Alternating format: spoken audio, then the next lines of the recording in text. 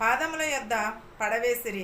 ఆయన వారిని స్వస్థపరిచెను. ఎవరినండి? గ్రుడ్డి వారిని, కుంటి వారిని, మూగవారిని కూడా దేవుడు బాగు చేశాడు. అలాగే మన బిడ్డలను కూడా బాగు చేస్తాడు. మనకు వచ్చిన రోగములను కూడా బాగు చేస్తాడు దేవుడు. ఎప్పుడు విశ్వాసము కలిగి ఉన్నప్పుడు, దేవుని యందు నమ్మకమును కలిగి ఉన్నప్పుడు, దేవుని ఎడల మనకి నమ్మకమును కలిగినప్పుడు దేవుడు మనకి కంపల్సరీ కూడా మనల్ని బాగు చేస్తాడు. సమరస్త్రీ కుమార్తెని ఎలాగైతే బాగు చేస్తాడో మన బిడ్డలను కూడా దేవుడు అలాగే బాగు చేస్తాడు.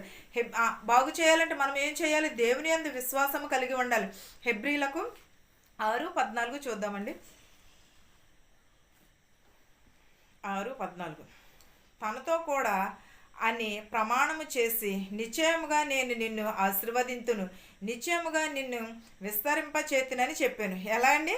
నిశ్చయముగా దేవుడు మనలను ఆశీర్వదిస్తానన్నాడు, నిశ్చయముగా విస్తరింపచేస్తానని చెప్పుచున్నాడు.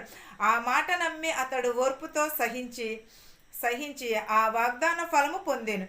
ఎప్పుడు? ఆ మాటతో నేను ఫలింపచేస్తాను, నిన్ను వృద్ధి చేస్తానని దేవుడు చెప్తే ఆ మాటతో ఆ వాగ్దానంతో దేవుని మాటకు లోబడి ఆ విశ్వాసి ఎలా ఉన్నాడు? సహనముతో, ఓర్పుతో ఉన్నాడు.